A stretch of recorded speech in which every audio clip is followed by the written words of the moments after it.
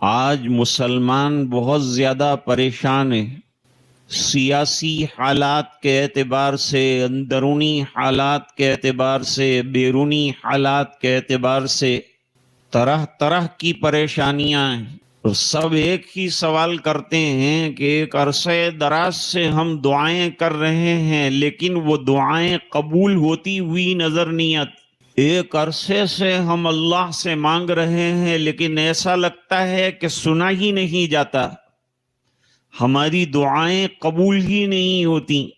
دعاؤں کے قبول ہونے کی چند شرطیں، ہم یہ نہیں دیکھتے کہ ہم ان شرائط پر کھرے اتر رہے ہیں کہ نہیں۔ حدیث شریف میں فرمایا کہ ایک پراگندہ حال اور پراگندہ بال اللہ کے دربار میں آہوزاری کرتا ہے لیکن اس کی بات سنی نہیں جاتی، اس کی دعا قبول نہیں کی جاتی۔ اور قبول نہ ہونے کی وجہ یہ ہے کہ اس کا کھانا حرام ہے، اس کا پینا حرام ہے، اس کا لباس حرام ہے۔ معلوم ہوا کہ مال حرام کے ساتھ کتنی بھی دعائیں کی جائے اللہ کی بارگاہ میں منظور نہیں۔ اس لیے شریعت مقدسہ نے رزق حلال پر بڑا زور دیا ہے تاکہ ہماری عبادتیں بھی قبول ہوں اور ہماری دعائیں بھی قبول ہوں۔ اللہ تعالیٰ ارشاد فرماتے ہیں یا ایھا الذین آمنوا کلوا من طیبات ما رزقناکم واشکروا للہ ان کنتم ایہ تعبدون۔ اے ایمان والو، ہم نے جو تم کو پاکیزہ رزق دیا ہے، حلال رزق دیا ہے، اس کو استعمال کرو اور اس کا شکر بجا لاؤ۔ اگر تم حقیقت میں اللہ کے بندے بننا چاہتے ہو تو تمہیں یہ کرنا پڑے گا۔ علماء نے لکھا کہ حلال کھانے سے نور پیدا ہوتا ہے، اس سے عبادت کا ذوق پیدا ہوتا ہے، دعاؤں کا ذوق پیدا ہوتا ہے اور دل لگتا ہے اور آدمی عبادت بھی کرتا ہے اور اللہ دعائیں قبول بھی کرتے ہیں۔ ایک اور حدیث شریف میں فرمایا کہ ظالم کی دعا اللہ قبول نہیں کرتا۔ ایک طرف ظلم پہ ظلم کرتا چلا جا رہا ہو، ظالمانہ کردار اختیار کیا ہو، رو کر دعا کر رہا ہو، ظالم کی دعا اللہ نہیں سنتے، مظلوم کی دعا سنتے ہیں چاہے وہ ایمان والا نہ ہو، اس کی دعا اللہ سنتے ہیں۔ لیکن یہ بات تو ہے کہ ہندوستان میں اس وقت ہم لوگ مظلوم ہیں اور اللہ والے رات دن دعائیں کر رہے ہیں، اس کی وجہ سے ہم اور ہماری مسجدیں اور ہماری اولاد اور ہمارے مدرسے بچے ہوئے ہیں۔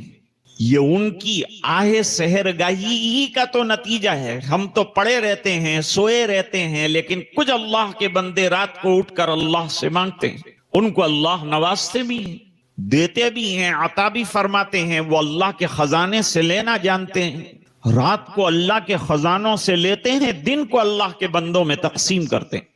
تہجد کیا ہے؟ اللہ کے خزانے سے لینے کا طریقہ ہے، ذریعہ ہے۔ فرمایا تہجد کیا ہے؟ داب الصالحین، صالحین کا طریقہ ہے، نیک لوگوں کا طریقہ ہے۔ کوئی نبی ایسا نہیں رہا کہ جس نے تہجد ادا نہ کی ہو۔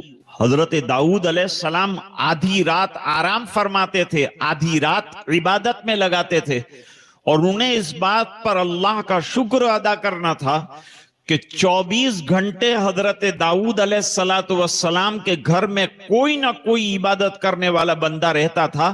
ان کا گھر 24 گھنٹوں میں کسی لمحہ عبادت سے خالی نہیں رہتا تھا۔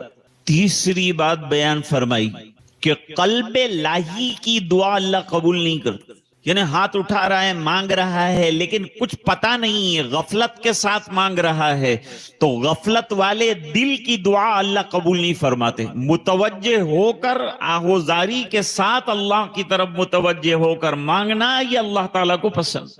حق تلفی کرنے والوں کی دعائیں قبول نہیں ہوتی، لیکن ہمیں دعائیں کرنے کا حکم دیا گیا ہے کہ ہم ہر وقت اور ہر آن کو صبح میں اٹھتا ہے وہاں سے رات کو سوتا ہے وہاں تک دعائیں بتائیں، تاکہ یہ بندہ اللہ سے جڑا رہے اور اس کا تعلق دعا کے واسطے سے اللہ کے ساتھ رہے۔ آج لوگ دعا سے بہت زیادہ غافل ہیں، اسباب کے دھندلکوں میں ادھر ادھر چکر اور ٹکر کھاتے ہیں اور مسبب الاسباب سے اپنا رابطہ درست نہیں کرتے ہیں، اللہ سے اپنا تعلق نہیں جوڑتے۔ اب مجھے ایک بات بتائیے آپ کہ یہ شکایت تو ہم عام طور پر کرتے ہیں کہ دعا قبول نہیں ہوتی، دعا قبول نہیں ہوتی، ہم برسوں سے کر رہے ہیں، جیسے حالات ہیں اس سے خراب ہو رہے ہیں لیکن اچھے نہیں ہو رہے۔ تو مجھے یہ بتاؤ کہ دعا اللہ کے دربار نہیں کریں گے تو کہاں جائیں گے؟ کس کے سامنے ہاتھ پھیلائیں گے؟ کوئی اور جگہ ہے کہ جہاں ہم ہاتھ پھیلائیں؟ دینا اور نہ دینا یہ داتا کا کام ہے، مانگنا بھکاری کا کام ہے۔ ہم مانگنے والے بیگرس، اللہ عطا کرنے والے ہیں، اب اس کی مرضی ہے وہ دے کہ نہ دے۔ فقیر کو یہ راز معلوم ہے، اس کو معلوم ہے کہ یہ دروازہ بہت بڑا ہے، مجھے کچھ نہیں ملتا، لیکن وہ فقیر ہے، صدا لگانے والا ہے، تو وہ وہاں صدا لگاتا ہے۔ لوگ اس کو کہتے ہیں یہ لوگ دیتے نہیں ہیں، پھر کیوں مانگتا ہے؟ کہا میرا کام ہی مانگنا ہے، جب مانگنا ہی کام ہے تو مانگو، دینا نہ دینا اس کے اختیار میں ہے۔ ایک دن جو ہے رحم آ جائے گا تو وہ کریم آقا دے دے گا، نواز دے گا، آپ کی دعائیں سن لے گا۔ تنگ دستی کے جو عالم میں گھبراتا ہوں، پردر غیر پہ جاتے ہوئے شرماتا ہوں، ہاتھ پھیلانے میں محتاج کو غیرت کیسی، شرم اتنی ہے کہ بندہ تیرا کہلاتا ہوں۔ لیکن مانگنا کس سے؟ صرف اللہ سے مانگ۔ اللہ تعالیٰ نے قرآن کریم میں اعلان کر لیا کہ مجھ سے مانگو۔ اللہ نہ مانگنے والوں سے ناراض ہے اور مانگنے والوں سے خوش ہے۔ دنیا میں اگر کسی سے ایک دو مرتبہ مانگ لیا تو شاید تیسری مرتبہ وہ ناراض ہو سکتا ہے، کوئی پتلی گلی کاٹ سکتا ہے، لیکن ایسا داتا ہے اللہ کہ اس کا خزانہ دیتے دیتے ختم ہی نہیں ہوتا۔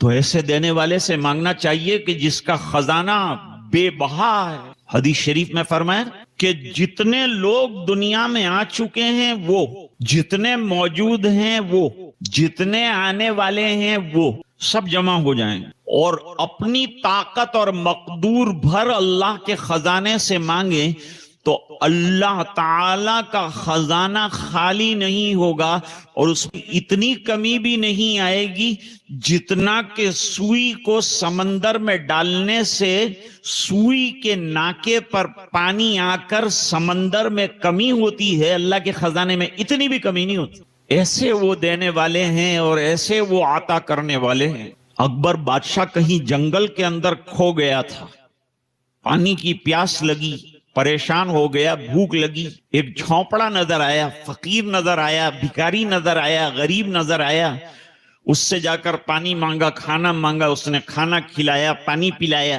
اور پھر اس نے یعنی اکبر بادشاہ نے اپنا پتہ دیا کہ تم کو اگر کوئی چیز کی ضرورت پیش آئے تو دہلی میں میرا دربار ہے، آ جانا، تمہاری ضرورتیں پوری کر دوں گا۔ اور فقیر نے کہا تو کیا ضرورتیں پوری کرے گا؟ تیرا حال یہ ہے کہ نہ کھانے کا ٹھکانہ نہ پینے کا ٹھکانہ، ابھی تو میں نے تیری ضرورت پوری کی، تو میری ضرورت کیا پوری کرے گا؟ کہا نہیں، پھر بھی اگر ضرورت پیش آ جائے تو آ جانا۔ کہیں یاد آیا عرصے کے بعد تو اکبر بادشاہ کے دربار میں بڑی مشکل سے اس کے محل میں پہنچا۔ اکبر بادشاہ رو کر دعائیں کر رہا تھا اور اللہ سے مانگ رہا تھا۔ سلام پھیر کر کہا او جنگل کے دوست آئے ہیں، فرمائیے میں آپ کی کیا ضرورت پوری کر سکتا ہوں؟ کہاں آیا تھا آپ سے اپنی ضرورت پوری کرانے، لیکن دیکھا کہ آپ اپنی ضرورتیں کسی اور کے سامنے رکھ رہے ہیں اور مانگ رہے ہیں۔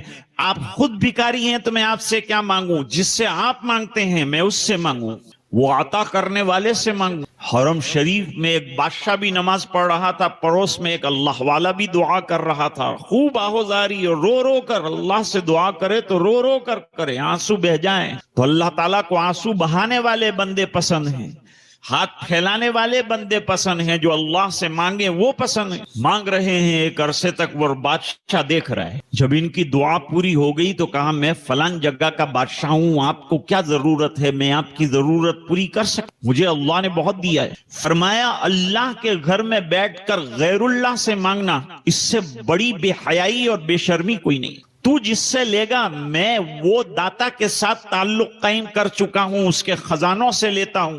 تیرا خزانہ ختم ہونے والا، میرے رب کا خزانہ لامحدود ہے، کبھی ختم ہونے والا نہیں۔